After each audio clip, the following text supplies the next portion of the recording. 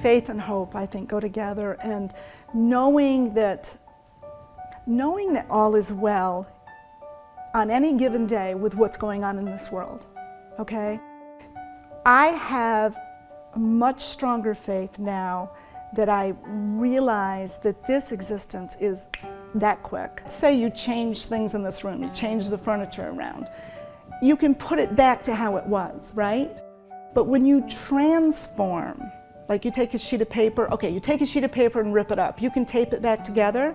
If you burn it, it's transformed. You are what you think. So the 5 most dangerous words are, I will figure this out. That is human thinking. Spiritual thinking is, you go into meditation, you ask for guidance. All humans only have one problem, and it's disconnection from God. The only thing we're supposed to be paying attention to is us. Even as a father, I mean, obviously your children, but you need to take care of you first. You need to make sure that you are in the vibration of love, that you are thinking good thoughts, that you are forgiving people, and that you are non-judgment. Non-judgment is huge. So I have faith that someday all will be well everywhere in the world. I really do.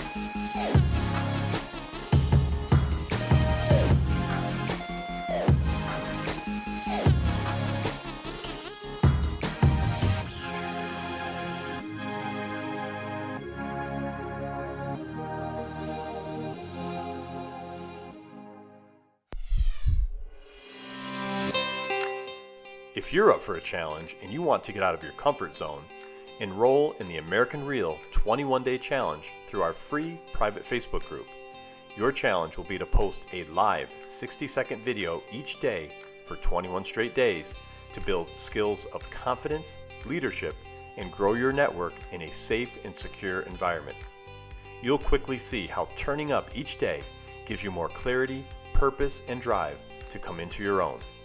Our team is here to help support you and provide you with the tools you need to become more present, committed, so you can value the power of your own story. Click on the link below to join American Real Live Tribe 21 and start your 21-day challenge today.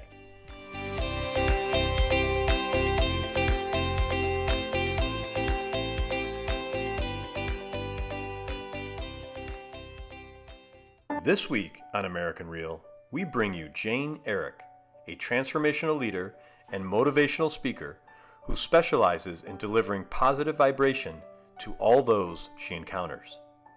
Her highly optimistic energy left me extremely vulnerable in this episode, as I was put in a relaxing state of hypnosis. Jane asked me what I wanted most in my life and responded to me without hesitation. We discussed many topics in this near 2-hour-long episode, including a tragic car accident she endured, how that impacted her life, and how she uses meditative and other holistic techniques for herself and her clients to combat stress, anxiety, and fear. Jane shares several uplifting stories, including her longtime friendship with Danielle Steno, who she's been visiting weekly after returning home from a retreat some 20 years ago. More than anything, Jane leaves us with many insightful concepts for leading a healthier and happier life. Now, if you haven't done so already, please subscribe to our Facebook, YouTube, and Instagram channels, as well as our American Real podcasts on iTunes. And now, without further ado, I bring to you Jane Ehrich.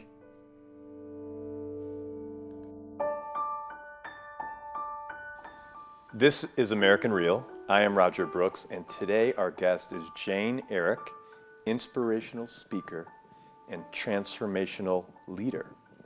Jane, welcome to the show. Thank you very much. I'm so excited for this discussion. We've been talking about this now for a couple of months, and I really want to talk about your transformational journey. Okay. And get into a lot of things today. Yeah. But before we do, let's get right into something that you mentioned to me, but I didn't want to hear the story until we were here, and that's your car accident. Can you tell us about that? Sure. Back in 1992, I was on my way to a Tai Chi class. Do you know what that is? It's a form of martial arts, but it's for relaxation. And on the way there, it was a rainy night. A car crossed over the median and hit me head on at 70 miles an hour. So you can imagine the injuries that came with that. I broke all my ribs, broken sternum, 3 ruptured discs in my neck, but the grave injury that they told my husband I wasn't going to live was a contusion to my heart. So after impact, which was an unbelievable sound, I never lost consciousness, but I couldn't breathe because I had a collapsed lung also. I had a near-death experience. Now, it was different than when people go through the tunnel and see the light. This was a life review. So my life, I had a whole life review. Very quickly, it all passed before me, and I knew what that was, and I panicked, and I said, oh my God, please don't take me. Not out loud, because again, my lung was collapsed. And my children were small. TJ was 2 at that point. And at that instant, I get emotional telling this sometimes, an angel appeared. And she said, you're not going to die. And she stayed with me the whole time. I mean, the scene was horrible. The guy that hit me flipped upside down. His tires were spinning and gas was pouring out. I couldn't get out of my side of the car, and it was a long procedure to get them out of my car. She was with me the whole time. And it's very hard to explain a spiritual experience because there's really no human words. My car ended right here, but she was in and out of the car, you know. And what did you see? This beautiful big angel, and she was dark-skinned. And it wasn't even what I saw, and anyone will tell you who's had any kind of a near-death experience or spiritual experience, what you see isn't the miracle part of it, it's what you feel. I had this feeling of complete calmness and peace, even though all of this is going on, a complete feeling of being safe, even though, and the EMT guy who went through my glove compartment knew my husband and called him and said, hurry, we don't expect her to live. I heard that and didn't even give it any, it's so hard to explain, any human thought, and we're going to talk a lot about this during the program, because here's the angel telling me I'm not going to die. So we get to the hospital, they assess my injuries, they realize that I was in grave condition, they called the priest, they did the last rites. All the while, I was calmer than I am right now and felt so loved and embraced. It was beautiful. So this was a defining moment in my life because I was a school teacher. I taught school that day, and I loved teaching, loved it. So while I was in the hospital for a lot of weeks, and while I was in the hospital, all I thought about was getting out and getting back to teaching. Well, that didn't happen because of the injuries. And I'm going to fast forward a year, okay? Sure. So I fast forward a year, and I was in such pain because of the way the ribs broke in and the 3 ruptured discs in my neck. I was seeing, an orthopedic doctor. I was seeing a neurologist, and I was sitting in the neurologist's office one day, and he walked in, and I was crying. And he said to me, "Why are you crying?" And I said, because this pain is so depressing. Now, he already had me on quite a few pharmaceuticals, which I don't like. And without even looking me in the eye, he wrote a prescription. He goes, "You need this now." So I said, "Well, what is this?" He said, "Antidepressant." So I crumpled it up in front of him and I threw it away and I said, you know, all you're doing is drugging me. You're not looking to heal me in any way. So I left his office, still crying, cried all the way home thinking, what am I going to do now? Because I knew I wasn't going to go back to him. Another little miracle happened. I get home and in my doorway is an audio cassette book. Now, this was the cassettes back then. Sure. And it was Magical Body, Magical Mind by Deepak Chopra. Now, this I now know came from the universe. No one mailed it to me. It was just in a shrink wrap, and it was by Nightingale Conant. I called the company. No one had ordered it for me. It was just there. But on the way home, I was talking to God, and I'm like, what am I going to do now? And he was like, don't worry about it. We got something for you on the front porch. Right. So I started listening to it. Did you know who Deepak Chopra was at that point? No, never heard of him. Now, before my accident, I was a runner. So I couldn't run now because of the discs. So I put headsets on that day, and I went to Otsoningo Park walking, and I remember exactly where I was when I had this thought, which now I know is an intention. And I said out loud, listening, like I said out loud, I have to meet this guy. A week later, I met him. Wow. Talk about being in alignment. So I met him at the Himalayan Institute. My husband, Tom, went down with me. This was in 1993. It was a year after my accident. And it's funny, because now Deepak speaks in front of thousands. There was maybe 20 people at this. And he had just written a book, Quantum Healing. And he was there talking about that book.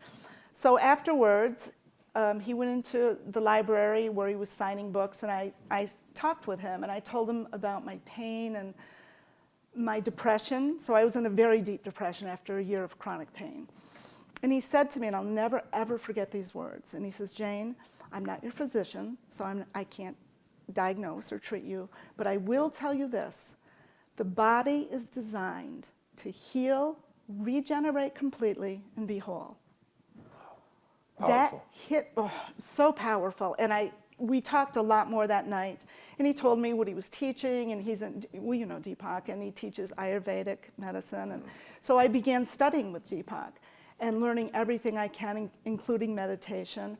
And I had a huge transformation. This is part of my transformational journey. Now, I do want to talk about the difference between change and transformation. Do you know what that is? Please. Do you know what that is? No. Okay, so when you change, let's say you change things in this room, you change the furniture around, you can put it back to how it was, right? Sure. But when you transform, like you take a sheet of paper, okay, you take a sheet of paper and rip it up. You can tape it back together. If you burn it, it's transformed. It's changed forms. Okay. So that's why when I do classes and workshops, and I talk to my people that are there, I say, you know, this is a transformational journey. You're not here to change, because you can change back. You're here to transform from the caterpillar to the butterfly. So you're not going There's no back. going back. You're not going back, right. So the transformational journey was so beautiful in that, and I always say this too at my speeches, you know, there's your plan and God's plan. Your plan doesn't matter. My plan was to go back teaching. I couldn't wait to do it. Instead, teachers like Deepak Chopra showed up, and I studied with him. And then I met Wayne Dyer, who we became really good friends, studied with him, and Patch Adams. Wow. You know, and this is before anyone knew who Patch Adams was. And then when his movie came out, I'm like, God, Patch, you know. Bernie Siegel, do you know who he is? No. Bernie Siegel is a very famous oncologist. He wrote Love, Medicine, and Miracles, Living Between Office Visits, Peace, Love, and Healing. Bernie was a cutting-edge doctor back in the 80s, an oncologist, but he decided to shave his head, move his desk to the side of the room, so when he met with his patients, he was relatable because they had no hair. So he shaved his head. He didn't want a desk between them. He hugged his patients. He prayed with his patients. He had such a success rate of his patients overcoming cancer and being cured that they asked him what he was doing. And he told the hospital, and they told him to stop it. So, and he also did visualization. you familiar with visualization, guided visualization? Tell us about that. Well, so he formed a group with his cancer patients called ECAP, and that stands for Exceptional Cancer Patients. And it was very unconventional at the time, and he was actually blackballed by the medical community, but he was having amazing results. And he used words that were different than the mainstream, because they would say things like, you're in remission. And he's like, no, that's bull. You're healed.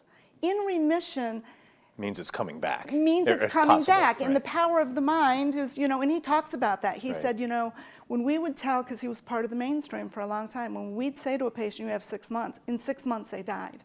Wow. Yeah. So he said, if you're in a doctor's office and they stamp an expiration on you, run out of that office as fast as you can, because nobody knows that. And that's but how God. powerful the mind is. So powerful, and we'll talk a lot about that.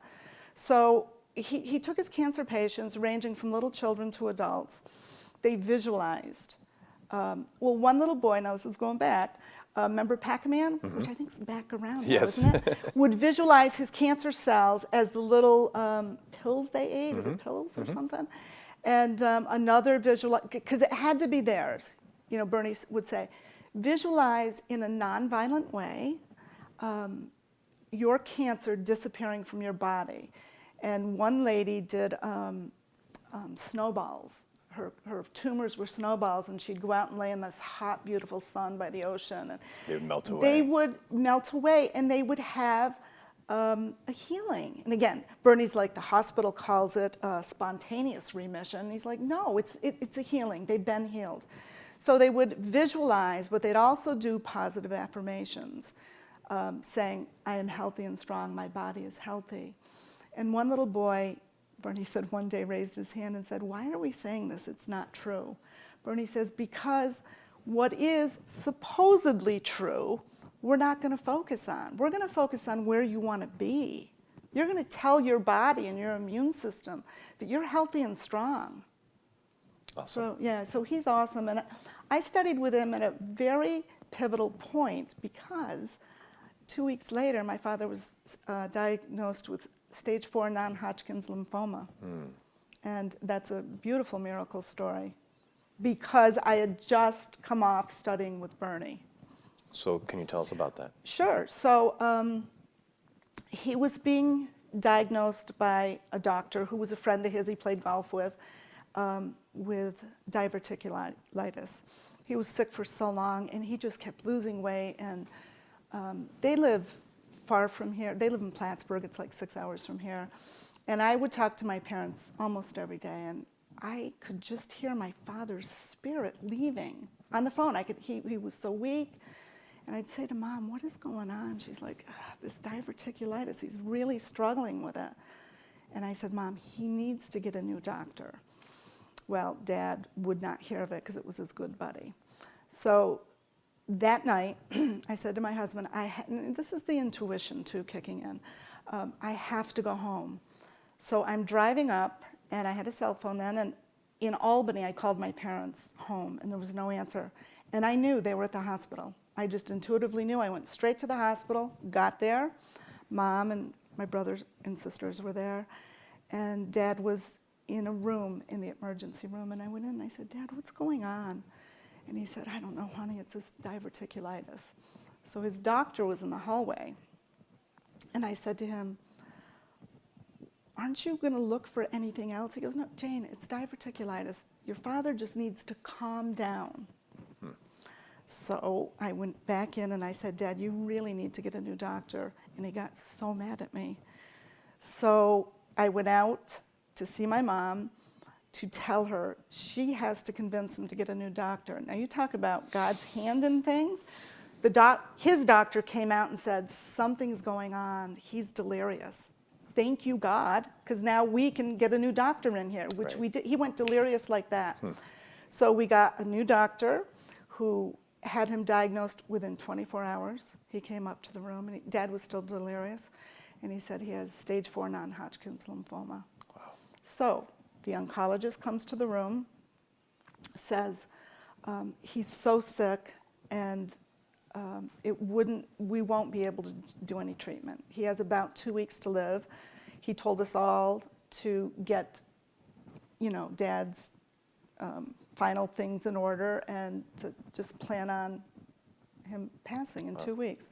My brother left the hospital, went to his workplace to tell them he needed time off in 2 weeks. Now, my brother's different than us girls. We're all holistic minded. And God bless Greg, he just died Christmas Day of cancer, yeah. So, so we started, so the oncologist said that he's too sick to receive chemo. And I said, well, do you know Dr. Bernie Siegel? And I'm thinking, an oncologist would. He said, no, I've never heard of him. So I said, well, according to Bernie, he says if there's a heart, because the doctor said to me, there's no hope. I said, well, according to Bernie, where there's a heartbeat, there's hope. I said, and my dad has a heartbeat. And we want him to, receive everything. And I told him about the holistic approach, body, mind, and spirit. So he said, well, we have to make sure his heart can take it. And I said, well, you're telling us he's going to die in 2 weeks. Let's just do it. So they did. And every time Dad got chemo, I would drive up and sit with him through chemotherapy. And I'm fast forwarding here. Well, I want to tell you some important parts. Me and my sisters decided, because Dad was coming out of the delirium because they were getting the right kind of drugs in him. And we did not want him to hear you had stage 4 cancer. And there's only a short amount of time. And I told the oncologist that, and he said, fine, totally understand. So when Dad came to, he's like, what's going on? Well, we had to tell him he had cancer. We said, you have cancer, but it's really not, it's not bad. And we've got doctors from all over, all different hospitals weighing in on this. And, they feel that you're going to beat this, no problem. Well, at that moment, this is so funny, an Oriental housekeeper at the hospital came in mopping the floors, and Dad had his name over the bed. And my father goes, Doc, what are my chances? And we looked at him like, and he looks and he sees Dad's name. He goes, Mr. Buckley, we have every reason to believe that you are going to be healthy and out of here soon. That is what went into my father's head. And we constantly told him, Dad, this protocol they're doing on you, they just started doing it. We totally were making it up. Right. But it's so powerful. Yeah. And my dad wrote me the most beautiful letter when he was healed and said, thank you for saving my life. Wow. It's so touching. But I do want to tell you, his last scan, I was there for that. And Dr. Zakon, he's at Albany Medical now. He was the oncologist. When he gave Dad the news that he was cancer-free, he said, he welled up. He said, Mr. Buckley, I will never practice medicine again the same. Wow. Isn't that awesome? That's awesome. So what a great story. Yeah. And how Dad long? lived another 22 years. 22 years. Yeah. Incredible. Healthy. Yeah. Incredible. Mm-hmm. I like the number 22, by the way. It's a good number. That's my number. That's my number. Is it yours? It's one of my top one numbers. of them. Mm-hmm. So Jane, let's talk about energy. Okay. And I know you know a lot about energy and vibration, and something new to me. Oh my gosh, it's my favorite thing to talk about. So I've been exposed to it, say, for the last 4 or 5 years, but let's talk about that. Okay, I can perk up on this. I love this stuff. So everything is energy. That's all there is on this planet is energy, okay? So when you think, now remember, everything begins with thought, like this chair. This began with a thought, right? Sure. Everything, what you had for breakfast this morning began with a thought. Mm-hmm. Everything begins with thought. So as you think, you vibrate. And as you vibrate, there's high vibration, low vibration. So whatever you're offering vibrationally is your point of attraction. So do you know about the law of attraction? Yes. Okay. So that's how, see, a lot of people know about the law of attraction, but they don't know about energy. Okay. They're like, well, if I think about this, it'll come, it'll come, it'll come. It has to Not all work. true. Not true. How you think is how you vibrate. So, there's a cliche saying, change your thinking, change your life. I used to love that. Not anymore. It's change your vibration, change your life. So The Course in Miracles, you familiar with that? It's a spiritual study. The Course in Miracles says there's only 2 emotions on the planet. Can you guess what they are? Only 2. Love and hate.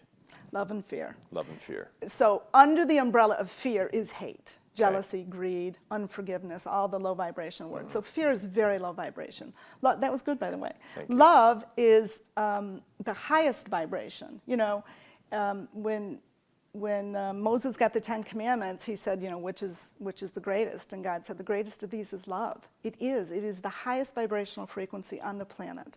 And you've heard love heals.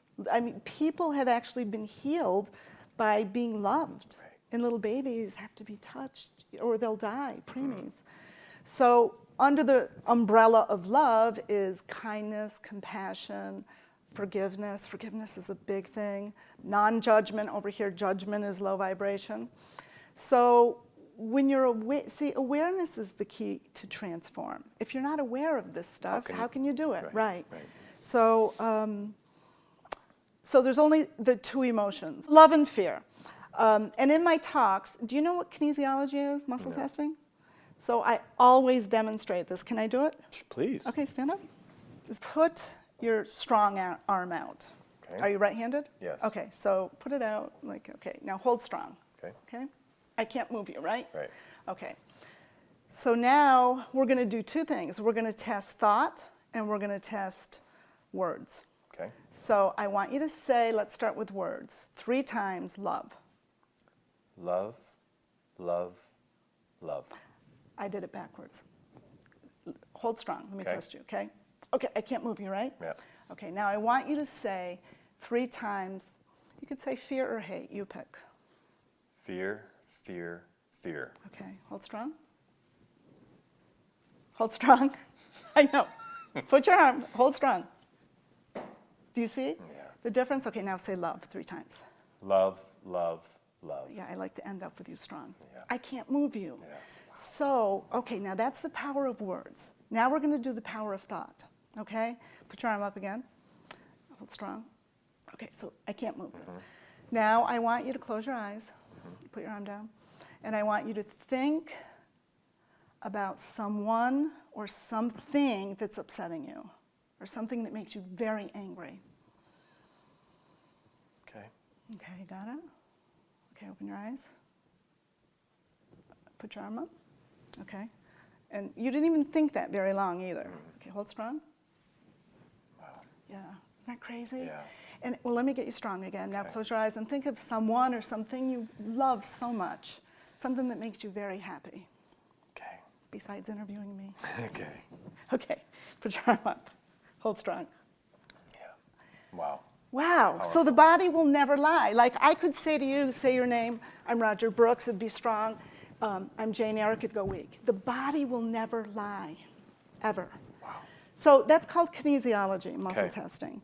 So, and it's powerful because it shows how the vibrational frequency of love has a strong read in your body. Now, when you thought whatever upset you and you went weak, know that your immune system weakened at that moment too. So if we're always having negative thoughts of fear and hate, and this affects us, everything, our being. It affects your being, and it affects people in your field. You have an auric field around you. Familiar with that? We have a field. Absolutely. Well, that's your field of attraction. So if somebody, you've heard people say, God, I got up this morning, it was a terrible day, and it just keeps getting worse. Well, yeah. You know, sometimes people can bounce out of that because they'll get a nice phone call or something, someone will do something nice. It's all energy. Right. Everything is energy. So with the thinking, and my love is little children. I love teaching this to little children. I love doing adults too. But the little children are so open to this. So, and little grades too, kindergarten. I mean, they're just so open to it. When I went to Binghamton University to speak to the nursing class, I always pick the largest male to come up for the demonstration because some little girl, you're right. So this guy came up and when I said, think of something that upsets you or makes you angry, he almost fell over. Wow. And I found out afterwards his sister had just died. Wow. But he got, when I said, think of something that makes you happy, he got strong again. Mm-hmm. So what's powerful about that demonstration is how many people think the same negative thought for weeks, some years. Mm-hmm. Some people think the same crazy story for years and years. You know, people will repeat a story like that 20 years ago. Do you know what happened? Mm-hmm. And you think, now I think, oh my God. Yeah. Because I'm very in tune to that kind of thing. Right. Yeah. How do we help people to do that? Well, first of all, let's talk about who we truly are, okay? And I'm going to answer that question. Sure. Remember that, Absolutely. okay? So when clients come to me, the first thing I say to them is you are not who you think you are, okay? Who do you think you are? I think I'm a father, Mm-hmm. Mm-hmm. a husband, Mm-hmm. here to help and serve others. Mm-hmm. Not what you're here to do. Who do you think you are, a father and a husband? Father, husband, Mm-hmm. a worker. Okay, so all of that is true, Mm-hmm. but it's so beside the point. Mm-hmm. So you have a body, right? You have a mind and you have a spirit. So that's the triangle I want you to envision. If any part of your body or mind or spirit is off center, because a triangle is completely balanced, then you're out of balance. So you say, how do we help people? We teach them how to get back into balance, but so many people don't even fathom, oh, I have a body, mind, and spirit. And like I say in my talks, I know some people with amazing bodies because they work out constantly, and in this human experience of Earth, the body is so revered, right? Mm-hmm. Everybody talks Right. about their weight, and oh God, Right. that's not who they are. They've got these amazing bodies, but such disturbed minds. Mm-hmm. They're missing the point. So we first have to help people understand that we are a body, mind, and spirit. But they have to be aware, right? Or open to. They have to be open. My experience is everybody wants to be happy. Everybody wants to be healthy. And everybody wants a roadmap, okay? Well, and this is my experience when clients come to me, and because I'm a holistic practitioner, they've usually gone to like 5 or 6 other people. First.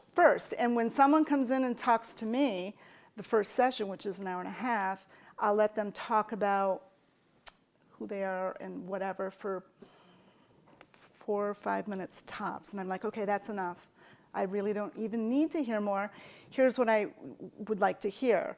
Basically what Bernie Siegel does. Where is it you want to be? And all of them say, I want to be happy, I want to be healthy. Okay, so we're going to work toward that. That's the only thing we're going to focus on. But we're going to talk right now about your body, your mind, and your spirit. Most cases, they're not eating right or drinking enough water, hydrating. They're not exercising their body. Some are. So then we go to the mind. Oh my God. That we spend a lot of time on, but the spiritual part. And this is where I want to go to who you really are, Roger. You are a powerful spiritual being in a human body. Mm-hmm. Now, I said that to a doctor who's a client of mine who had cancer. He sobbed, and he goes, oh my God, I have never given that a thought. Wow. You're a powerful spiritual being in a human body. So this means nothing. This is getting left behind. Mm-hmm. You came from God, you will return to God. And like you said, we're here to help other people while we're here and to love them and to evolve. That's why we're here, is to evolve. We cannot evolve if we're not aware of vibrational frequency. Mm-hmm. So I have notes around my house, and my kids do too, because I screenshot them. I'm like, write this down and put it up all over your place. And what I just sent TJ this morning or yesterday was, the happier I am, the better things go. And it's true, because when you're happy, you're in a great vibration. Yes. And the quickest way to get happy, because we all have bad days, bad moments, is to do gratitudes. And, you know, I'll tell you, starting with when you first wake up in the morning, you could have 2 perspectives, okay? A person that wakes up, they're going to say the same words, but just listen to the difference. Someone can wake up and say, oh, good morning, God, right? Mm-hmm. Or someone else could wake up and say, oh, good God, it's morning. Yeah. Same words. Do you feel the difference in the vibration? Absolutely. The one that's like, oh, good God, it's morning, starts that downward spiral. Mm-hmm. And that's the way their day is starting and will likely end. Will likely end. And the sad thing is, I know people like that, and I totally believe they don't choose to be miserable. They don't know how to get out of that. They've never had anyone explain it to them. Right, because let's face it, we are conditioned to be miserable. By society. By society, by advertisements, by everything. Mm-hmm. It's insane. Why? Because that causes fear, right? Mm-hmm. And when you're fearful, it's easy to control you. Mm-hmm. And it control you in the sense these body images they put up of women, mostly young girls as a now. Consumer. As a consumer, right. So if you're fearful, you're just going to keep buying and buying and buying. I'm not good enough. Or consumer of media. You'll watch more TV. It's crazy. You'll see the advertisements. So it all comes down basically to money, right? And greed. Mm-hmm. And greed. Mm-hmm. And control. So those are all very low vibration things. You know, that's why I love teaching children to choose love. And there's a song I play with that too called I Choose Love. And they get it. They just get it. My little grandson, Joey, who you've met, mm-hmm. he said to me one day, he goes, Nanny, I can see love just coming out of your heart. Wow, powerful. Powerful. They're so connected. Right. You know, little children are still so connected to spirit world that they just come out with stuff. They're really the enlightened ones, the younger, you know, and they're coming in smarter. Until they reach a certain age and then... School age. Yeah, mm-hmm. They're conditioned. They're conditioned. Mm-hmm. Follow the rules. Mm-hmm. Mm-hmm. Don't be too creative. So Jane, you like to talk about remembering who we really are. Mm-hmm. So, I just said you're a powerful spiritual being in this human body. And when I have a class coming up, I'm starting classes again, it's in April. Okay. And the name of it is Remembering Who You Are. Do you remember Lion King? Did you see that movie? Do you remember when little Simba was looking in the pond and Mufasa, that's his father, right? Mm-hmm. Beamed, his voice came down, remember who you are. Do you remember that? I just Googled that this morning to see when that came out. It was 1994. I sobbed at that point in the movie. And TJ says to me, he says, till this day, I remember how embarrassing that was, because why was I crying?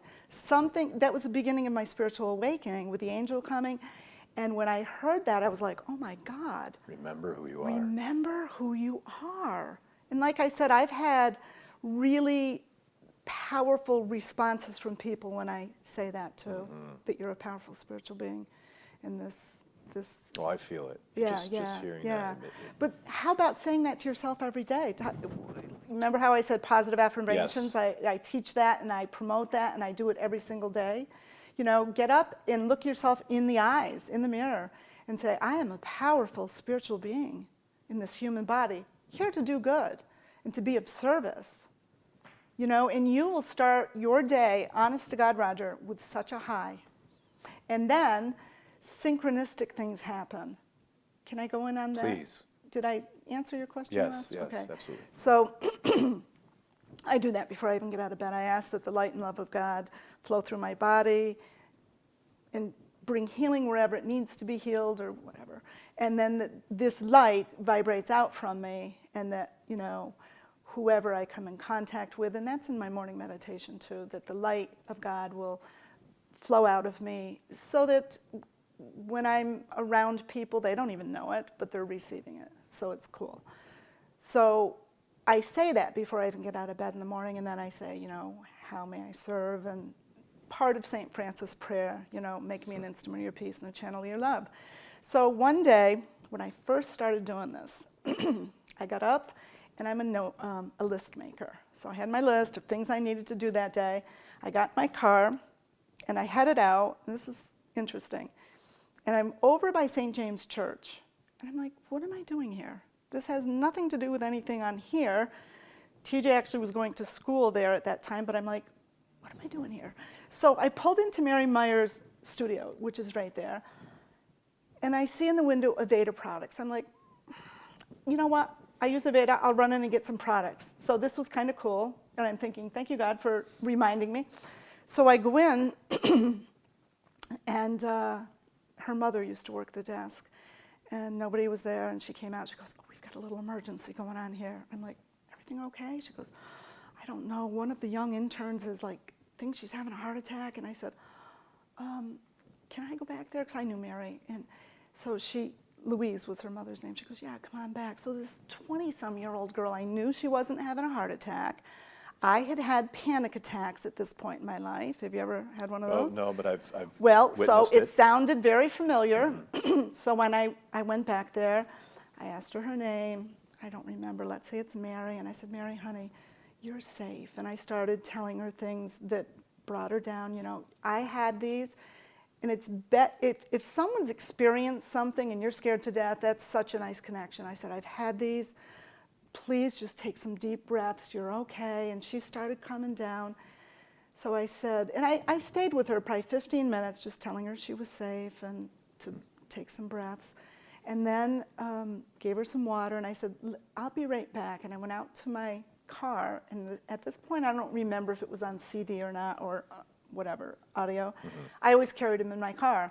I came back in, I gave her the 2 meditations that I gave you today. She started sobbing. She goes, oh my God, this morning I was like, God, help me with this. What am I gonna do? How can I learn to overcome these? In these so when I said, how can I serve? Boom, I showed up. There was a reason for you to I got in my car and cried because it's so humbling. I was like, wow. Right. And I never bought the Aveda products. Wow. Cool stuff. Cool stuff. Can I tell you another really cool one? Okay, this is when I first started meditating. Talk about energy. So this is when I was still having significant neck pain. That was what really took me out of the love vibration. So I was studying with Deepak then, and it wasn't nothing. There wasn't an instant healing. It was, slowly. So I was sitting at Siegel Park by the river, and I was praying that this neck pain would go away.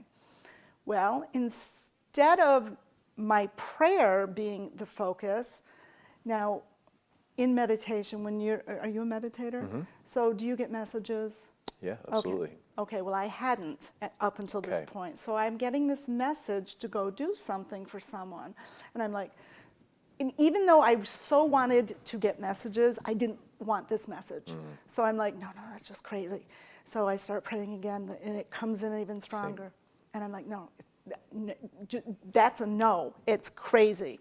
So I got up, I stopped praying, and I started walking. The message would not stop. So I thought, I'm just going to get in my car and go home. Okay, so here's the message. To bring 3 red roses to this lady who I don't even know. Our daughters played soccer together. And I'm like, no, that's just nuts. So I'm driving home in the car, will not go away. Remember where John's Florist used to be? I pull in just because I had to. I go in and I said, could I have 3 red roses with baby's breath? I saw clearly what it had to be. He said, would you like a card? I said, they didn't say anything about a card. So I get the roses. Now, it was wintertime, and I was sweating because I'm like, this is so uncomfortable. This lady is going to think I am a nut. I say hi to her at the soccer games. That's how well we knew each other. Okay, so I go to her house. I knew where she lived. Sat out in front for the longest time, and I'm like, God, do I have to do this? So I got a yeah. So I went to the door. I knocked. She opens the door, and she goes, I said, these are for you. She went, she started sobbing. And I'm like, you okay? She goes, oh my God, her husband had just died. And she said, Johnny always got me 3 red roses on our anniversary. It's our anniversary. Wow. Oh my God. Wow. Powerful. Powerful. I stood there sobbing too. Because it's like, when we connect with Spirit, with God, then we can get into a flow.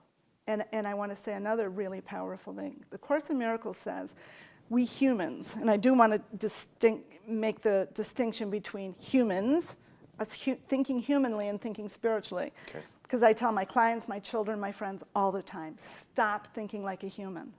So you have to remember Okay. that. Stop thinking like a human. When you're thinking like a human, you're in your ego. And EGO, do you know what that stands for? Edging God out. So you're in the ego part of you. When you're thinking as a spiritual being, you're in your heart center, because that's love. It's a whole different way of processing life. Okay, so you have to play the game because you are human, right? To a certain degree, but remember who you are. It's a powerful spiritual being in this human body. Think like a spiritual being more often. You mentioned St. Francis. What Love else? him. What do you know about him? Well, I know St. Francis loved animals, and I've seen the movie of St. Francis. Have you seen that? Yes. Yeah, where his father was the clothing, or had Merchant. all the fabrics, and Yeah. he was an amazing spiritual being. Always been one of my favorites. And when I went to Rome with my children, did you know the kids at Seton years ago went and sang for the Pope? I did hear Yeah, that. I went yes. on that trip, and Oh, wow. when we walked in to the Basilica of St. Francis, I just lost it, crying. And again, it was just, Did you go to Assisi? yeah, that's where St. Francis, yeah. And a few years later, they had the earthquake, Yeah. and it had a lot of damage. Right. Yeah. Yeah, I went to Assisi in 2004. I've never told this story, but it was a first experience I had. And this, I was with my wife and my daughter, and I just went out for a walk on my own. And as you know, it's a small medieval town. It's so beautiful. Beautiful town. And something told me I needed to write a book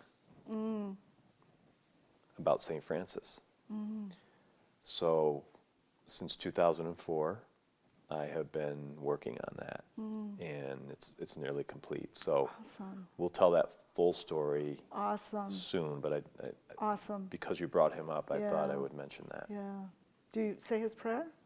Oh, yeah. Yeah. It's Yeah, my I favorite prayer. love it. Favorite song. If I'm at church and that plays, oh my gosh. Right. Yeah. So can we talk a little bit more about thoughts? And our thoughts, like when I listen to Deepak, he says, think about, send something good to someone you love or all people in the world, and then make it a gift, and your gift will be received. So my question is, are we able to transmit thoughts? Of course, it's energy. It's all energy. Now, there's a little preface to that, because I know you listen to him all the time. Before we go sending that out, we have to get our person and our vehicle in a place of love. So if you're holding all these grudges and things within your being, and you're like, oh, I'm going to send love out to the world, it's not going to be received as love. It's going to be received as chaotic energy, because that's what the receiver was. It's like when you go to your radio station, you go to 101.7, and you really want to hear what's on XM 7, it's different frequencies. Right. So first and foremost, you always get yourself in a place of balance. Okay, that's the body, mind, spirit. Once you're in that place, and listen, I'm not there all the time. I wish I was. We're human, but we're not all human. We're mostly spiritual. So get yourself into a place of balance, and then can we transmit? Absolutely. Can we affect the world? Absolutely. And I say the world unshyly, because we can. It's love. Sending out that love frequency when you're in the love vibration is powerful. There's been studies, and I don't know the name of the study, you can Google it, where Buddhist monks went to Washington, D.C., and they meditated, and the crime rate went down significantly just because of the vibration of their peacefulness. Incredible. Yeah, it is incredible. And thoughts is a big thing that I teach, because you are what you think. So a lot of people, now if this was a session I was doing with you, we'd have to get really real on what do you think about yourself. And so often I hear, well, I just don't feel good enough, or I wish I was this. You know, nobody's happy with themselves. And that's kind of crazy, isn't it? And when you say nobody, do you mean nobody or most people? Well, nobody that comes to me. Okay. Obviously, some people are, because there's a lot of people doing the work, okay, or doing the practice. I don't even like calling it work, because every word has a emotion attached to it. So if you come to me and I'm like, listen, you need to do some work. Which sounds better? You need to do some work, or you need to practice what I'm saying? Need to practice. Sure. Yeah. There's a thing called NLP, Neuro-Linguistic Programming. Have you ever heard of that? No. Well, I'm certified in that, so I'm very sensitive to words. One of the rules when someone comes to me is they have to lose certain words. One is hard, because I'll say, blah, you know. That's hard. Yeah, and I'm like, well, that's why Negative you're having energy. trouble Sure. overcoming that, because your belief is it's hard, you're affirming it's hard. And I listen, and I said, you know, I've already heard hard 9 times. So they have to lose that. They have to lose the word try. I'm trying. Trying is, because all words can be calibrated. Try, I tried. It's kind of a whiny victim mentality. It falls under the umbrella of fear. And in NLP, trying is lying. That's what we were told. Okay. I remember when T was little, I used to say that to him. He's like, Mom, I tried. I said, honey, trying is lying. And he said, you know, Mom, just because it rhymes doesn't mean it's true. I'm like, well, it is true. So they have to lose try, hard, I don't, no, I don't, or I can't. You know, I will. I will do it. And if you succeed, awesome. If you don't, you know, do it again. So words are really important, not just what you speak out loud, but what you think in your head. Yeah. Yeah. I want to tell you a quick story. When I go into the grade schools and I volunteer there, and I do change your thinking with the kids, and this one little boy, and it was a 3rd grader, I said, so how many people, what are some good thoughts you guys think about yourselves? And the kids are like, like jumping out of their seats and just like, and they all, you know, were like, I'm this, I'm that, I'm beautiful, I'm good. They were so excited. So the vibration was awesome. I said, great. I said, so now, what are some negative things you guys think about yourself? Body language changes, heads go down. Well, this little boy who was right here in my view, in the front, his head really went down.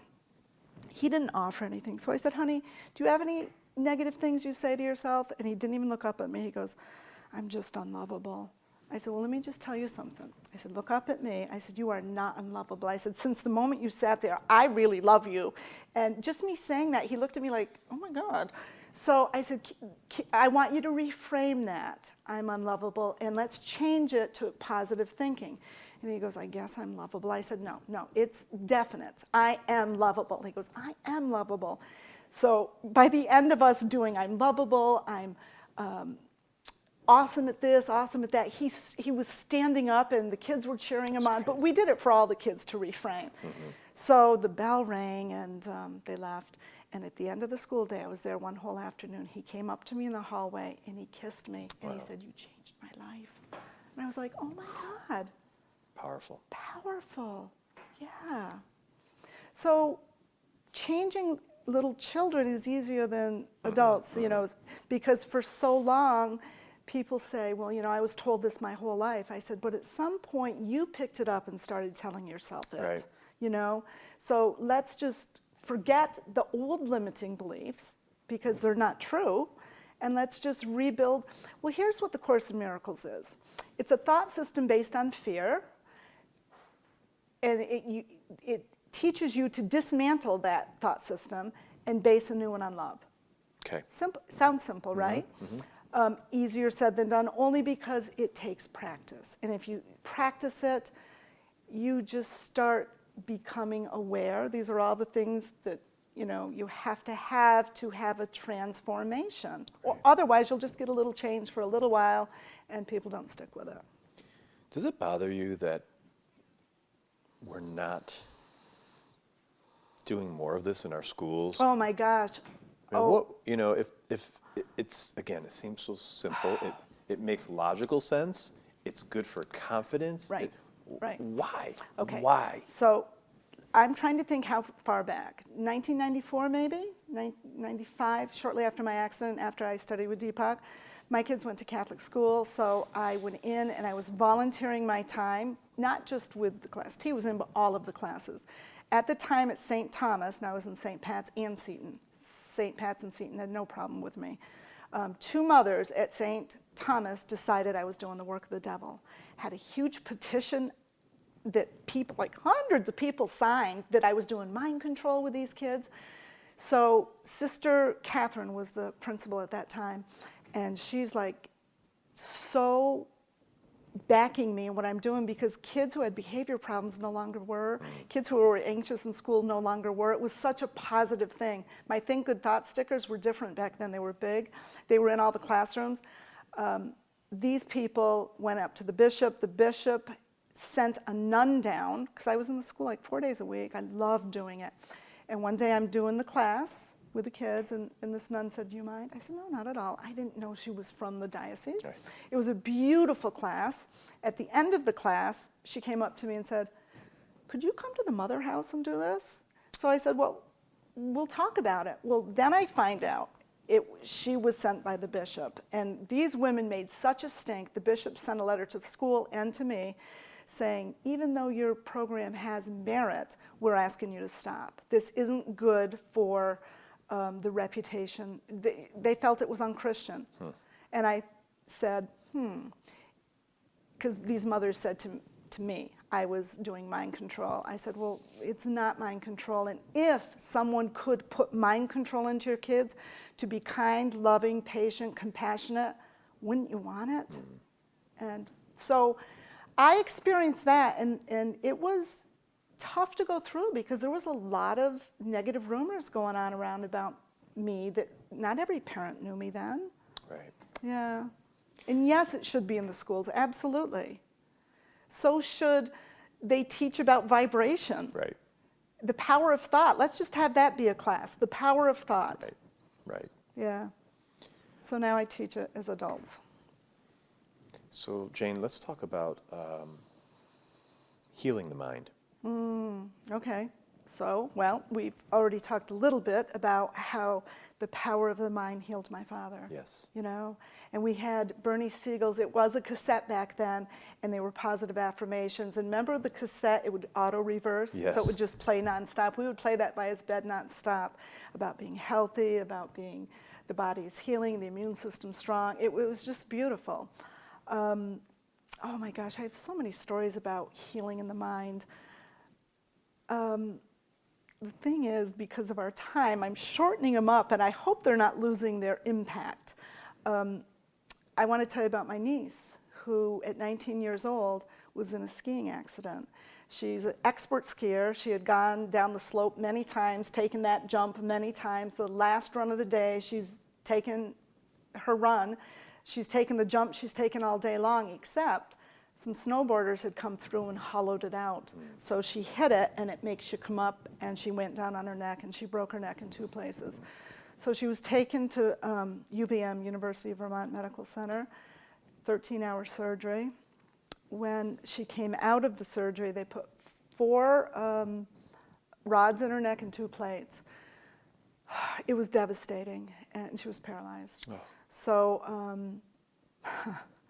when so my sister called and told me all this, and we just prayed that, you know, a miracle would happen. We've had a lot of miracles in our lives. So when Meg woke up from the anesthesia, Dr. Mazzi, her doctor, who did the surgery, said, "Meg, I've got good news and bad news. The good news is your neck is stabilized. The bad news is you're paralyzed and will never walk again." You know what she said? I don't believe you. Wow. Awesome. Wow. Awesome. So now's the beginning of her healing journey. Talk about healing in the mind. She was at Vermont Medical Center a short time, like 4 days, crazy short time, and they moved her down to the rehab. So she called me and she said, "Aunt Jane, would you come up and spend time with me?" I said, "Absolutely," because I'm also a registered hypnotherapist, and I do guided imagery and all this stuff. So I said, absolutely. I go to the rehab center. We start doing visualizations. She was a runner too, and I said, I want you to see yourself running, you know, and skiing again. And she said to me, oh, it's in black and white. I said, that's okay. You see it though, right? And she did, and then eventually it went to color. It's a very cool story. So I was there 10 days with her. So many things happened that were funny, because humor is a very important part of not only healing, but life. Okay? You have to have humor, right? Sure. Yeah, humor is awesome. And the only time humor is not, I think it's always appropriate except for when you're making fun of someone else. Right. And that's not someone. humor. Yeah, that's not Right. humor. That's mean. Yeah. So so I said to her, so she's paralyzed, and she'd say things like, yeah, Jane, can you itch my nose, or there's a wrinkle on the it was just tough to be there. And when I came, her mom, my sister, went home to have some sleep because she'd been at the hospital nonstop. So I'm like, okay, what can I do to get her spirits up? So I said, honey, she had a private room. I'm like, do you want me to move things around and decorate your room a little? And she's like, what? So I went. So in the rehab center, they had a chapel at the end of the hall, and there was a plant in there that I brought up, and I decorated her whole room, and I moved the bed, but you couldn't really move it too far because there's stuff behind it. We had so much fun. And that was the beginning of Meg really realizing that I can still laugh. We can still have fun, because we had so much fun. There was a nurse who came in, and so it's a teaching hospital, so they had a group of people with her, and they would lift her bed, I don't know how many degrees, every few days. It had to be slow because of the fluid to equalize so she wouldn't pass out. So they came into her room, and they're starting to lift her bed, and they were bringing her up, I think, to a 40-degree angle that day. And her eyes were like this. She was so scared. And the nurse was there explaining to the students, and I got out of the way, and I was at the end of her bed. So I'm looking right in her eye, and I'm like, it's okay, it's okay. She goes, I'm going to pass out. And the nurse goes, you're going to be fine. And she wasn't real compassionate. And she goes, I feel like I'm going to pass out. I said, well, then pass out, and maybe they'll leave. Well, she started laughing. The students all started laughing. And the nurse goes, this is serious. I said, and I look at Meg like, so afterwards, out in the hallway, I said, can I just tell you something? Healing, I said, her accident was serious, the surgery was serious, but healing should be fun. Now, this was off the heels of the Patch Adams movie. I said, have you ever seen the Patch Adams movie? And she didn't like me, because she felt that I was making fun of her, which I wasn't. That's why I wanted to smooth it over. I said, well, rent it. Have you ever seen Patch Adams? No. Oh my gosh, you've got to rent it. Okay. It's all about humor, and how in mainstream medicine, doctors can't touch a patient or have any feelings. And oh my God, Patch broke all those rules. Okay. Oh, it was awesome. So Judith was her name too, not Judy, Judith. So we didn't see her for a few days, and I'm like, maybe she quit. I don't know. So she came back in, and she had a whole different persona on her. And she came in the room. She goes, I just want to tell you, I bought two movies of Patch Adams, one for this floor. First floor was the spinal. Second floor was brain injury. She said, it changed my life. Wow. And she had a whole different demeanor about her, So let me get to Meg. So they kept telling her, you are here to learn how to live with your handicap. And she's like, no, I'm here to get well and walk again. So they were so sweet, and they're like, that's never going to happen. And she's like, well, I believe it is. So my sisters and I would talk to the staff and say, listen, and Bernie taught me this. He said, when you are in a hospital, doctor's office, rehab, it doesn't matter where you are, understand that the doctor that's working with you, he works for you. You've hired him, right? Now, I've never thought of it that way. He said, so if you don't have a doctor, nurse, or whatever, who is holding your vision and working with you for that vision, get a new doctor. So I told my sister that, and she's like, fine, we will. And that's what we kept doing. Wow. Changing PT people, everything. This one day, Megan was in a great mood, and the PT person walked in and said, my God, you look like you're in a great mood today. She goes, well, that's because my dad said when, not if, when I walk out of here, he's going to buy me a Jeep Wrangler. And the nurse folded her arms and put him on the rail and said, that is never going to happen. Shame on her. So got rid of her. A few days later, this younger nurse came bopping in, and she unrolled a poster of a Jeep Wrangler. She goes, this is what we're working toward. Vision board. So Meg walked out of that rehab center the day she did. Her surgeon was there. All of the staff that had worked with her was there. And she wasn't there very long. It was like 8 months to go from... And she ended up walking out. Yes. And they had balloons. They had the media there. And the media said to the doctor, what do you attribute this to? And he said, well, all of the books that are in my library and all of the teachings that I've ever been told, she just blew a hole right through it. Because she knew she was going to walk again. She knew it. Mindset. It's an inner knowing. So back to healing in the mind was very important, but see, body, mind, the spiritual part. Right. She was connecting to that powerful spiritual being that's like, hell, we're not only gonna walk, we're gonna, she connected to that. Wow. Yeah.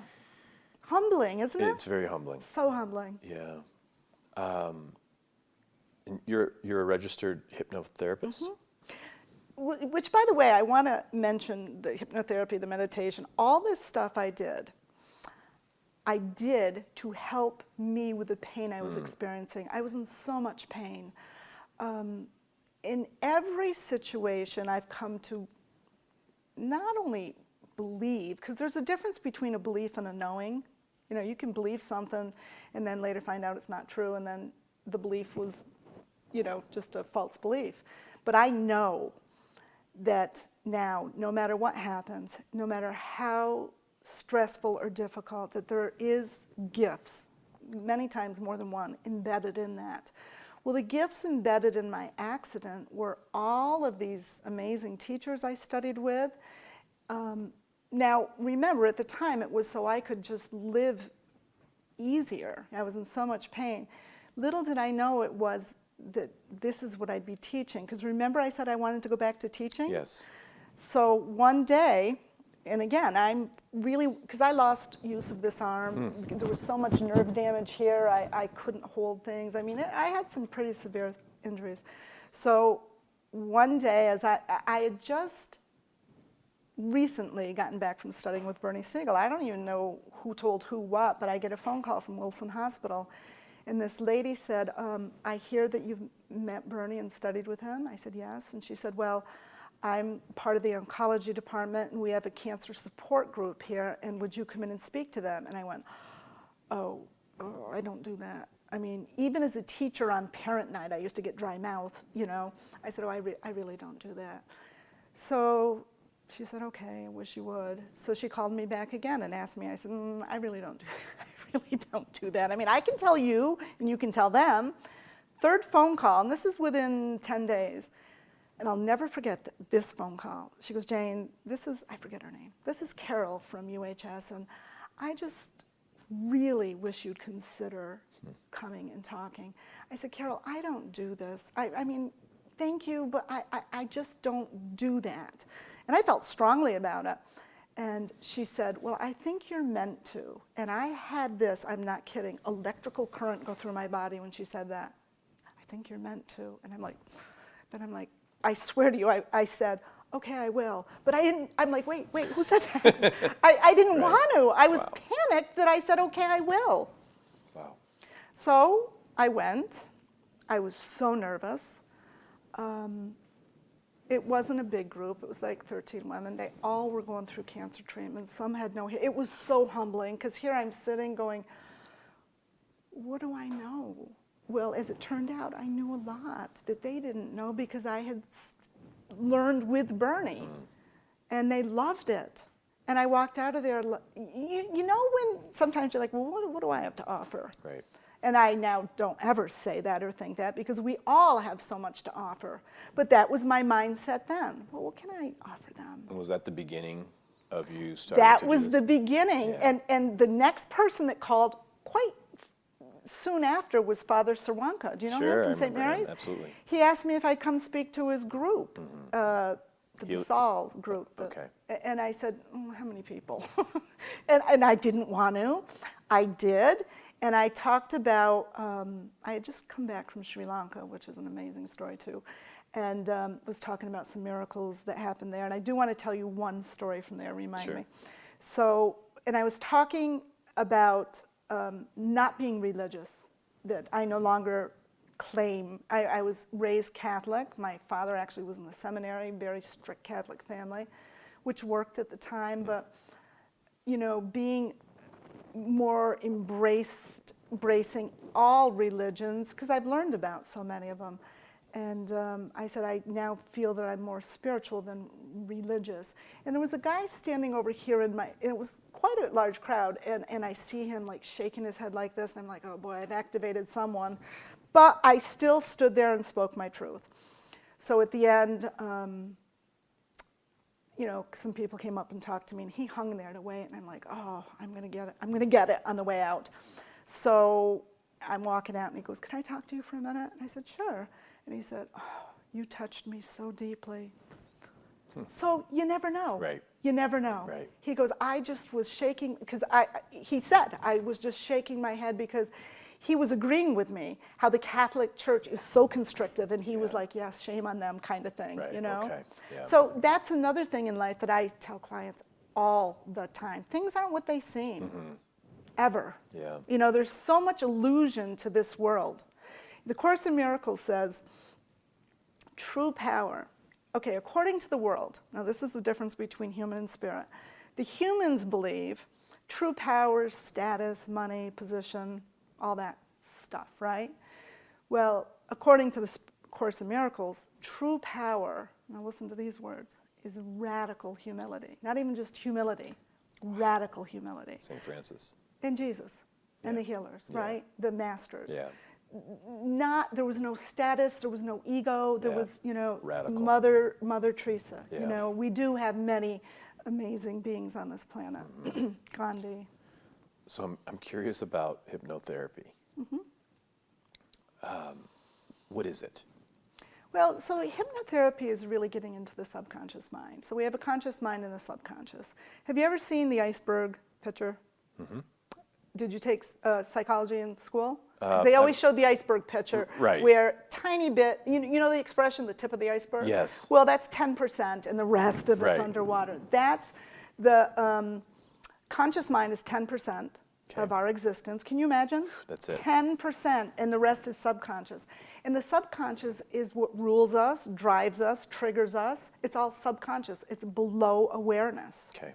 So to do hypnosis with someone, you know, you put them in a relaxed state, and when they're in a relaxed state, you can access the subconscious mind. It's very simple. Are you able to do it right now? I could. What do you want to do? I want you to hypnotize me. For what? I don't know. Well, let me tell you the kind of hypnosis I did. It was very spiritually based. We actually signed, what are those things? Well, we signed a paper, I want to say release, that we would not do stage hypnotherapy. So hypnotherapy, because you never mess around with someone's subconscious mind. I could take you into a very relaxed state. I mean, you'd have to give me something that you'd like either, when you take something out, okay, let's say a smoker who wants to stop smoking. So if you take the smoking away, you don't leave that void, so you put something in. Okay. Okay, so what would you like to have done? Or what would you like to lose, and what would you like to gain? Or what would you like to just gain?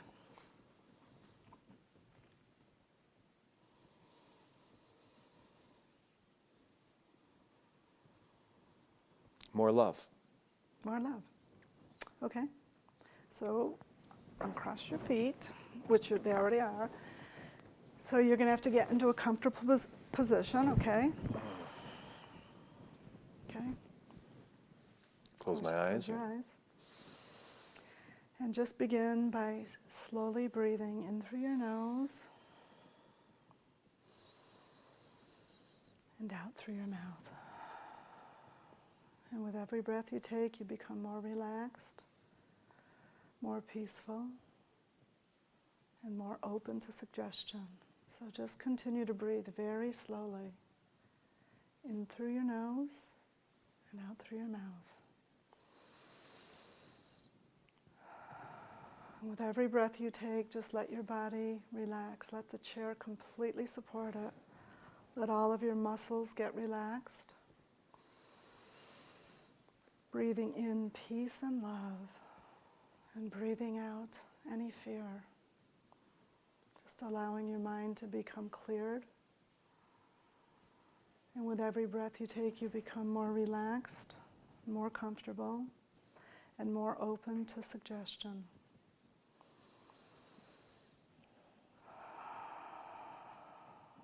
Each breath you take, you become more relaxed. Breathing in love and peace. Breathing out any fear. And now I'd like to suggest to you, Roger, that you put your focus on your heart. Put your attention on your heart and just notice it beating. Feeling your heart beat and knowing that every beat represents love. And as you're focusing on your heart beating and realizing that every beat is representative of love, know that your heart beats thousands and thousands of times a day. And with each beat of your heart, you are becoming more loving, more kind, more patient, more compassionate.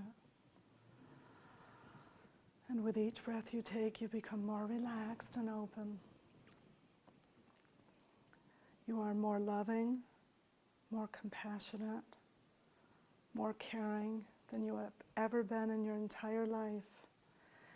And this feeling of love, frequency, and vibration will continue to grow every single day, growing and growing and growing, not only affecting your vibrational frequency, but those around you. You are now a beacon of light, an instrument of God's peace, and a channel of His love.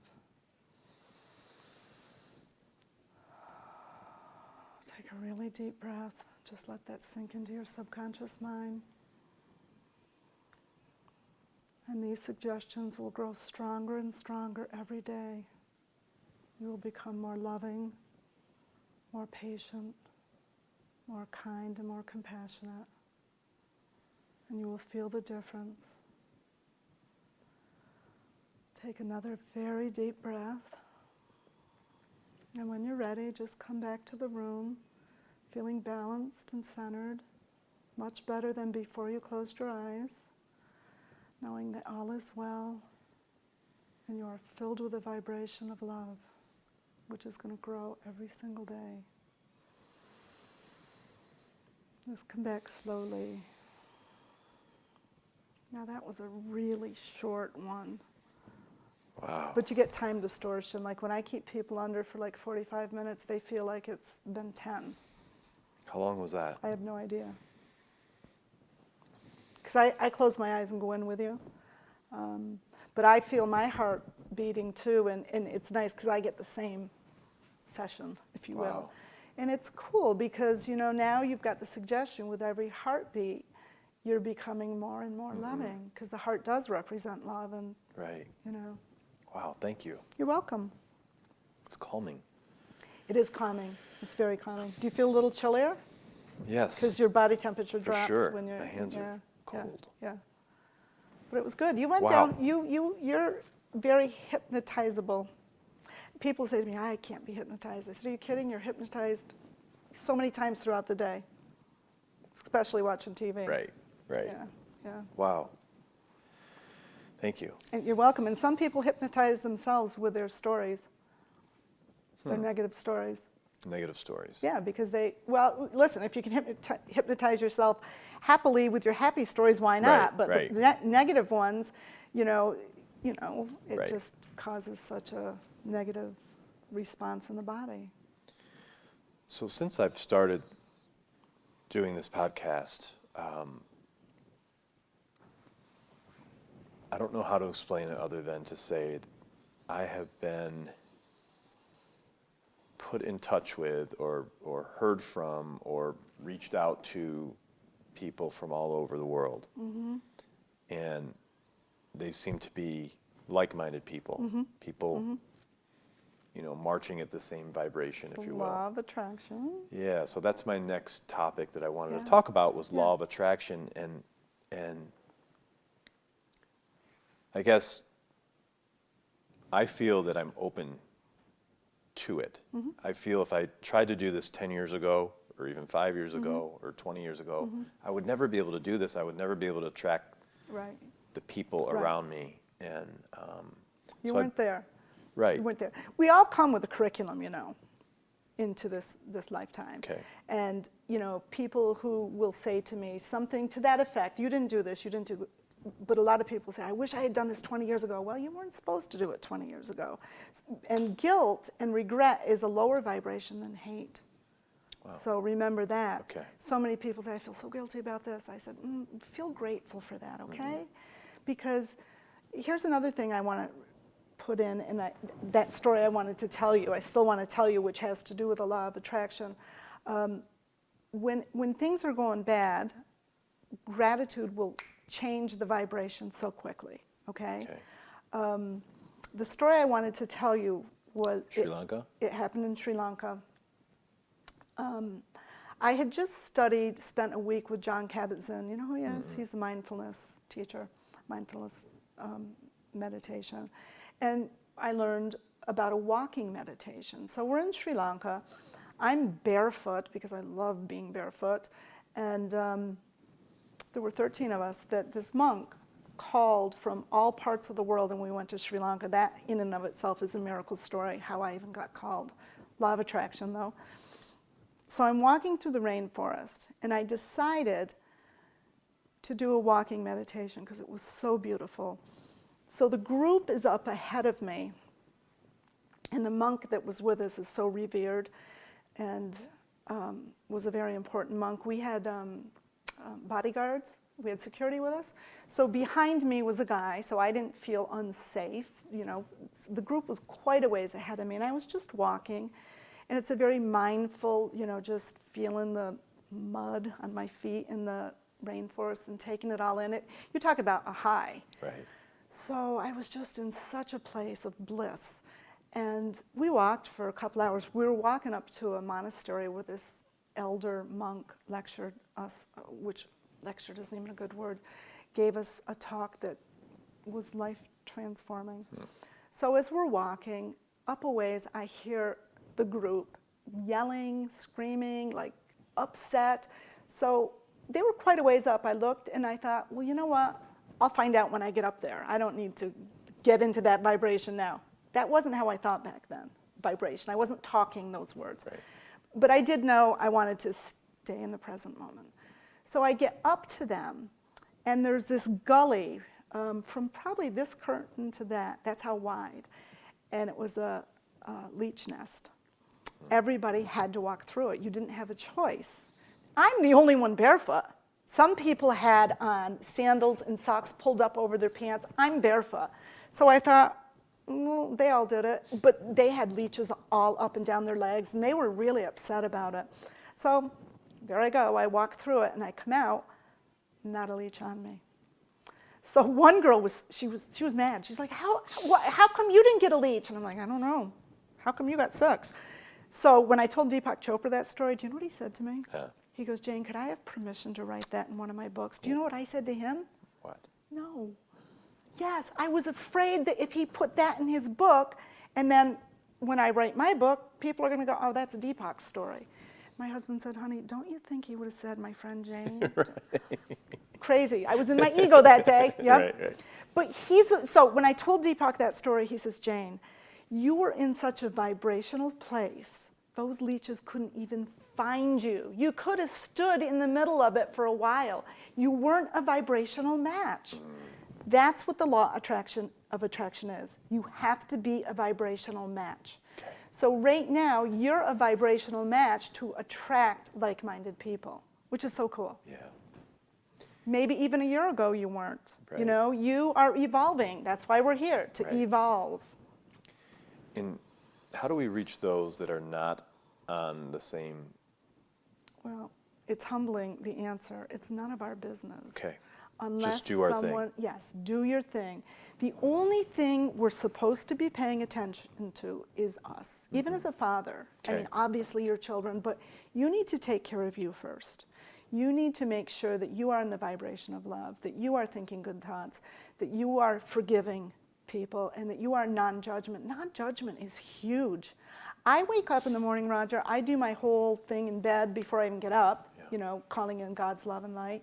Then I sit and meditate, and I can be at such a beautiful vibration, get a phone call and be totally out of it. You know, that's the world.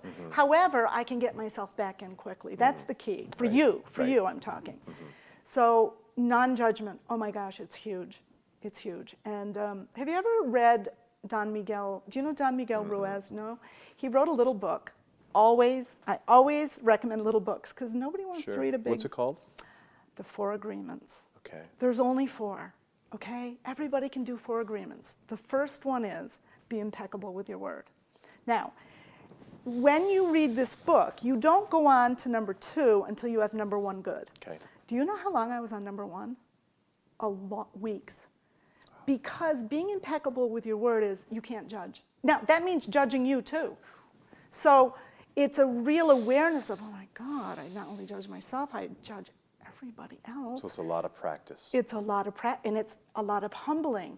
The other thing is, so no judgment, no gossip, no lies. Now, I'm not a liar per se, but I can't believe how much I lied. My daughter called White lie me. here, white lie there. Yeah, like completely acceptable lies. My daughter called me one day, and this is when I was trying to get off number 1, and it was like 2 weeks into it. She called me, because I thought, okay, I think I can get off number 1 today and start number 2. And she called me. I was talking to my neighbor in my driveway. She goes, Mom, where are you? I'm supposed to pick her up. I said, honey, I'm almost there. Yep. Another day on number 1. Right. So, be impeccable with your word. Number 2, ready for this? Assume nothing. Shit.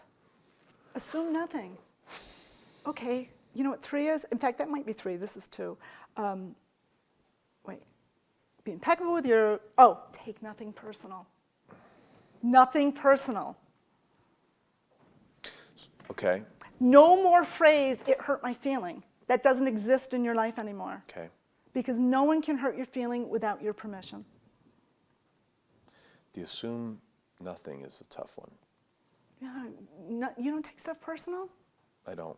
Okay, good. I used to. Okay, good, good. Okay, at this point in your life, awesome. Yeah, so assume nothing, yeah. So what about the phrase expect the unexpected? If you're assuming nothing, you can't expect the unexpected. Well, wait. The unexpected, here's how I take that. That's from the universe, right? You don't know what's going to happen this afternoon. Should you be assuming? Assuming is a much lower vibration. Okay. Assuming is ego stuff, Okay. right?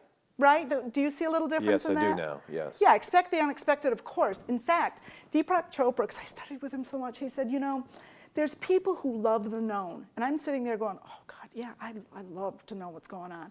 He said, those are very dangerous people. I'm like, huh? Excuse me?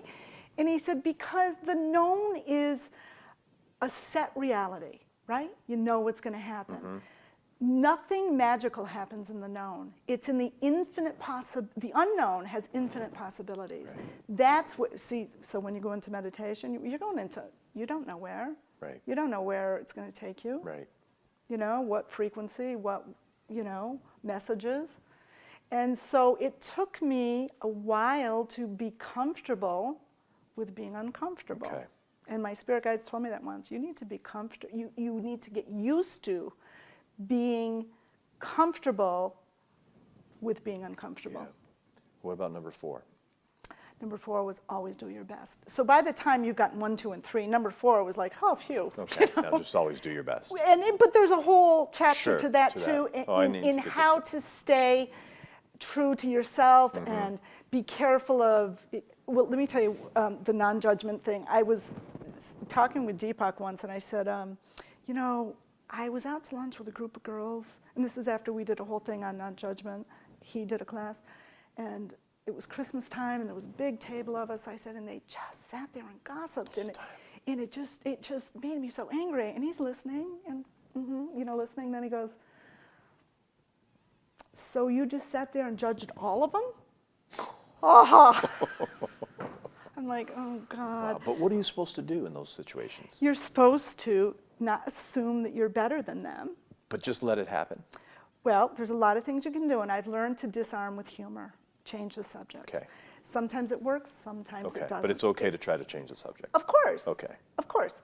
And then if there's no change in the subject, that happens too, you just, well, the definition of peace is to sit in the center of chaos and be okay. So you just access, you know, we didn't talk a lot about the spiritual part of who we are, really. You know, it's accessing God. You know, the Course in Miracles, did I say this already? Said most humans think they have many problems. No. Okay, most humans think they have many problems, right? Yes. All humans only have one problem, and it's disconnection from God. And there's one solution. Connection. How simple is that? Yeah. So, you know, when a client comes, the body, mind, spirit, I teach them how to practice talking to God. You know, if you want to do Hail Marys, Our Fathers, that kind of thing, it's fine, but it's not a relationship. A relationship is talking. You know, and I talk to God like I talk to anyone. There's times that I'm like, are you kidding me? You know, I have that kind of a relationship. Yeah. So when you're in that, I call it the vortex, you know, actually Abraham uses the word vortex. The vortex is in this vibration of love. When you're in this vortex, and I'm doing this because picture a vortex, you're in that vortex, all is well. That's the field of infinite possibilities, and that's where miracles happen in that vortex. We can get thrown out of the vortex several times during the day, okay? But if the purpose is to try and stay, and I don't like the word try, is to stay in that vortex and learn when you get thrown out to use your thoughts, use your gratitude, think of something, someone you love. I think of my grandkids and boom, I'm back in. And that's why I love spending time with them. Yeah. I am always, always, always, always in the vortex with them. And if someone came in and did something or said something offensive to me, that wouldn't even take me out because they're such powerful little lovers. Yeah. You know? We could learn a lot from children. Oh my gosh. Oh my gosh. And I do. I do. How do we transcend this reality? Here's how you transcend this reality, by connecting with God, connecting with your soul, the spirit part of you, who is who you really are, that powerful spiritual being. And stop thinking like a human. Sometimes you have to, obviously, you know, when you're doing your banking or whatever, right? But you do not have to be in that mindset all the time. Yep. And I also learned from a spiritual teacher, I had to count how many words. The 5 most dangerous words are, I will figure this out. That's you hear people say it all the time, right? No. That is human thinking. Spiritual thinking is you go into meditation, you ask for guidance. So we transcend this reality through meditation and prayer, and it has to be both. And meditation can be a walking meditation in nature. It could even be riding a bike or jogging because you get into that zone. However, a sitting meditation is so helpful. And you transcend it by going into a whole different reality. Like when you did, and I think it was a 3 or 4 minute hypnosis, that wasn't long, 5 tops. When you came out, didn't you feel like in a different place? I did. Vibrationally? Yes. Can you imagine doing that several times a day? Right. You know? Yeah. And you don't have to always close your eyes, just having this communication with God. But what about people that are not open to this? Well, I've learned that that's none of our business. Okay. It really isn't. It's you, taking care of you. Yeah. The most important relationship that you have in this world is you with you. And I had a client say to me, but what about me with God? I said, God's in you, right? Right. So if you're with you, then you'll be with God. Exactly. Yeah. So access the God within. That is, and when you access the God within and get into the vibration of love, what is God? God is love, right? Then you transcend. Now this is practice too. It's not like you have that one experience and go, oh my God, that was awesome. You know, it's practice, practice, and a commitment to living this way. Right. Yeah. What about intuition? And as you change, those around you change, because that's the morphogenic field, okay? What about what? Intuition. Well, that comes with, it's another sense we have, and some people think it's weird, you know, that you get these well, more people are starting to embrace it, but some people still think when there's a psychic, if they tell you things like, oh God, that's the devil's work. Clearly, like anything else in life, there's some nuts out there. But then there's some very gifted people that really their purpose is to help others heal. And it's just intuition and being connected to the God within. Okay. That's all that is. And the more we practice it, the better our life goes. And no more figuring stuff out. Right. You're guided. Right. You know, do you want to figure stuff out in life? Sometimes it works. But that could cause worry too, right? And fear. That's all in the fear Right. umbrella. Right. There's a guy named David Hawkins, not Stephen, Okay. David Hawkins. He wrote so many amazing books. He's a quantum physicist. One is called Power versus Force. Power is living in the spiritual vibration. Power is meditation. Power is guided visualization. Power is just, even, he says, sitting and just looking at nature. Just the beauty of nature, because that's God's creation. Right. It just changes our vibration versus force, when you're trying to force something. That never, I mean, it could work. We all know that people Right. force stuff and, oh, wow, you know, Right. he worked so hard, look what he got. Where it could be a whole different reality and even a better outcome. I see. And then he wrote Power versus Force and Truth versus Falsehood. That whole book is calibrations of words. So he measured the calibration of love, which I don't know offhand what it measured at, but he's the one that says guilt is a much lower vibration than hate. Wow. Wow. Yeah. So when I heard that years ago, I'm like, okay, no more of that. No And I more do guilt. not do that. Great. Yeah. What about faith? Well, without it, it's not a very happy existence. Faith and hope, I think, go together, and knowing that all is well on any given day with what's going on in this world, okay? I have a much stronger faith now that I realize that this existence is that quick. This is not who we are. The ways of the world are crazy, but I go back to what I said a minute ago. The Course in Miracles says we have one problem. You know, like the shooting that happened that day, it's like, oh my God. My first prayer was, God, please just bring your light to these people involved in it, the ones do, you know, because there's crazy people. So we can affect others by prayer too.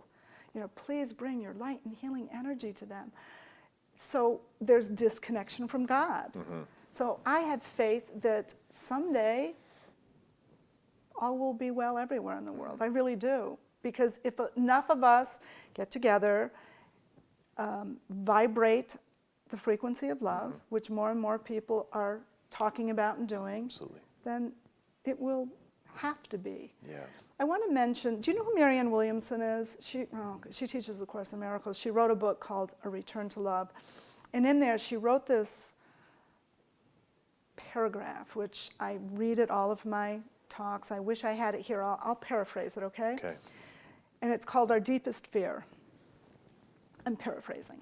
Our deepest fear is not our darkness. It's our light. We ask ourselves, who am I to be brilliant, talented, famous, or not famous, fabulous and gorgeous, when actually, who are you not to be? God created us to make manifest the gifts within us, which is him. Your playing small does not serve the world your playing small so others don't feel uncomfortable does not serve the world. That phrase there alone, when I read that for so long, I cried because I played small so many times over the years so people would feel comfortable. Yeah. And we're just I do the same. And so now you know. Yeah. So I'll get you a copy of that because I give them away all the time. So that our dimming down our light, some people think it's humble. It's the opposite. It's arrogant. So it's like your playing small does not serve the world. You're here. That. Yeah. And then it goes on to say, as we, each individual, allow our light to shine and let it shine forth, we unconsciously, I love this, give others permission to do the same. So that's when in the morning I ask God that his light and love vibrate through me and out from me. It's just that I know it will be helping people. Even when I'm checking out at the grocery line, they're getting some of God's love, just because it's in my field. That's wonderful. Yeah. Let's talk about Danielle. Okay. So when I was going through that bad year after my accident, I was in so much pain and went into a very deep depression. I went and studied with Jon Kabat-Zinn. It was the Mindfulness and Stress Management Clinic. And when I got there, it was at Omega Institute. I thought that only people with severe pain were going to be there, and then I found out that stressed out, because it was stress and pain management, I was so mad. Like, what are these stressed out people doing at our workshop, us painful people? Well, it was a 9-day workshop, and it was so humbling. We started at 6 in the morning and went till 9 at night. Meditation. Wow. Meditation, meditation, meditation. A little talk in between, little. So obviously, all of us were pulled right out of our comfort zone because who wants to meditate? Well, and that wasn't in the write-up because I don't think anyone would sign up for it. Because I said that to him. I'm like, this was, yeah, you got me under false premises. Anyway, the last day, okay, so 9 days of this, humbling and burning a lot of karma and stuff, getting rid of a lot of stuff. He did a guided visualization for us, and he said, okay, and we're in a very deep place like I brought you. He says, I want you to visualize someone worse off than you. That's easy. Now I want you to, I'm going to shorten it up, okay? I want you to look into their eyes. I want you to see their pain, their emotional pain, their physical pain. Send them love, from your heart. Just beam love to them, and then wish them well. And okay, so then he'd say, now I want you to visualize someone worse off than them. So we do it, same thing. Look into their eyes, see their pain, know that they're hurting, send them love. So we did about 4 people like that. Now we're running out, I'm like running out of people. And he says, now I want you to visualize the most horrific scenario your brain can conjure, whether it's a burn victim, a double amputee, whatever. And Danielle came to, boom, right here in my face. I had never met Danielle up until that point in time, wasn't even that involved in her story or anything. She just came to your mind. Right there, and I know it was Danielle Stunto. I can't explain spiritual experiences. And now, look into their eyes. And the first thing he said is see the love in their eyes, then see the pain, because obviously so he did the whole thing exactly the same, and then he said, now go spend time with them. So I get emotional talking about Danny. I knew someone who knew the Stentos. I didn't know them, and I said, would you please introduce me? Because I couldn't knock on their door and said, I just did this workshop. So she brought me, and this is when they lived on Aldridge, and there's an elevator in the house. Danny came. I was sitting with Diane and my friend, and they wheeled Danny right next to me, and I'd already told Diane what I just told you. She goes, tell Danielle why you're here. Roger, I couldn't talk. I was sobbing. I could cry now. And I just looked at her, she's smiling. And she was like, hi. She talked more then. She said, "Hi, Jane."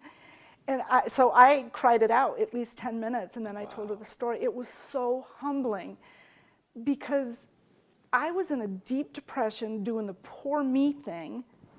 Here she is smiling. "Hi." And I'm like, oh my God. Yeah. So I started spending time with her every single week. I'd go do meditation with her. I'd read Deepak's book, Marianne Williamson, whatever. We would spend an hour or two every single Tuesday. In fact, when Tuesdays with Maurice came out, I'm like, well, I got Tuesdays with Diane or Danielle. So I've been doing it ever since. And it's 20, however many years. Wow. And Diane has said to me over the years, you know, you've done so much. I said, Diane, I've done nothing. Please know what I've received far outweighs what you think I've done. I've done nothing. And the first few times that I went to their house, I would drive around the corner and stop and put it in park and cry. Wow. It was so humbling to be with her. Wow. Yeah, she's something. Our tagline here at American Real is everyone has a story. Everything we talked about today, what are your thoughts about consciously living out your own story? Should people think about that? Is that important? Or just do and be? Wait, say that again? Should people or should I think? People in general. Okay. Should we think about living out our life story and what that means? I don't think so. I think that's ego. I think we should be present, connected to God, guided, and that's all you need to know, right? Yeah. I mean, that's my take on it. I think, okay, I tell clients, stop thinking like a human and get the hell out of your head. Yeah. That's the most dangerous place you can be. So no, I don't think we should be thinking about that. We should be guided by love. And then we're surprised constantly. We show up in places we didn't plan on being, you know? Right. That's my take on that. And that is being in the present moment. Sure. Yeah. And I guess how important is our story to others? I think it's really important because I have found in my experience, this is very cool. Talk about the law of attraction. I've gone through some painful things in my life, as we all have. And the way the universe, God, spirit, however you want to name it, had it worked is, okay, I'll tell you one in particular. I was going through a family estrangement, which was so painful. And I just didn't even know, I had no reference point. I didn't know what to do, how to act, how to feel. I was devastated. Knowing what I know kept getting in the vortex, but you know, you still have to deal with this, and you have to not deal with it, live with it. So when I'd get to like a level up, this is my own words, like, okay, so now I feel like I'm here. I'm not where I want to be, but I'm grateful, I'm happy, I'm closer. Then I'd get a client who was going through exactly what I was going through a month ago. That happens all the time. Not just this, so many different situations. Wow. I'm like, so here's how important my story was. I would say to them, I'm going through that. And then so what better teacher than someone who is either in it or at least a little bit ahead of the curve. Right. You know, I've been through that. I know exactly how you feel. Right. You know? Yeah. And it was so synchronistic how they would just come right at that moment when I had just conquered that. Right. Yeah. No coincidence. No coincidence. Who's the most influential person in your life? There's a lot of influential people. You know, because people, okay, so Deepak Chopra comes to mind. He was the most influential person to me from probably 94 to 2000. I think that's the year I brought him here to Binghamton and he spoke. Okay.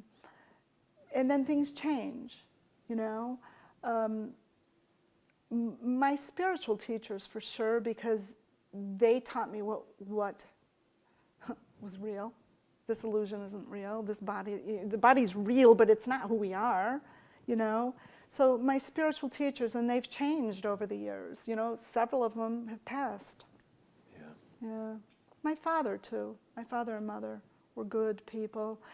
Looking back on my childhood, they knew a lot of this stuff but didn't talk about it. My dad would get up, and he used to take his kids. He had 5 kids, and we'd go for these long walks and hikes, like a 2-mile walk. And he used to say things like, "Oh, it's a great day to be alive." He'd say that all the time. He had so many great taglines. You know, he was always an uplifter. Yeah, that's great. Always. Yeah. You know, and back then you didn't appreciate it. You're like, how much farther, Dad? You know? And that's But that had an influence on you. Oh, a huge influence. Sure. And he was funny. I came from a funny family. So that was awesome. And you know, I really believe, Roger, life is not meant to be serious. It's really not. We take it serious, and we complicate the hell out of things. Things do not have to be as complicated as we make it. Tony Bernelli, who was our first guest, likes to call it the playground. Life is a playground. Yeah, it is. Embrace it. Enjoy it. Yeah, it's true. It's true. I love that term. Yeah, me too. And you don't go to work, you go to play. Yeah. Yeah, I love that. So look, we could sit here and talk for hours, Jane. This has been incredible. I've enjoyed it. Thank you. Yeah, so much, so insightful. And I want to do more of this, and I want to get your message out there because it is so important. But before I let you go, I always like to ask one last question. Okay. And that is, what do you want your legacy to be? Well, you know, many people, when they leave a legacy, it's a material thing, right? Or money, or, you know, a building. For me, I would like it to be, there's a saying, people don't remember what you said, they remember how you made them feel. And I want to leave the legacy where someone will say, remember, oh, she was kind, she was loving, or she helped me out. I want to leave a legacy of love, you know? That's awesome. Yeah, because that's really all there is. Yeah. Well, this has been wonderful. Thank you so much for all your time. Thank and you. For putting me under hypnosis and bringing more more love loving to me every day. Yeah, and this was wonderful. Thank you. We'll stay in touch. I've enjoyed it. Thank you. Thanks so much, Jane. Thank you, Roger.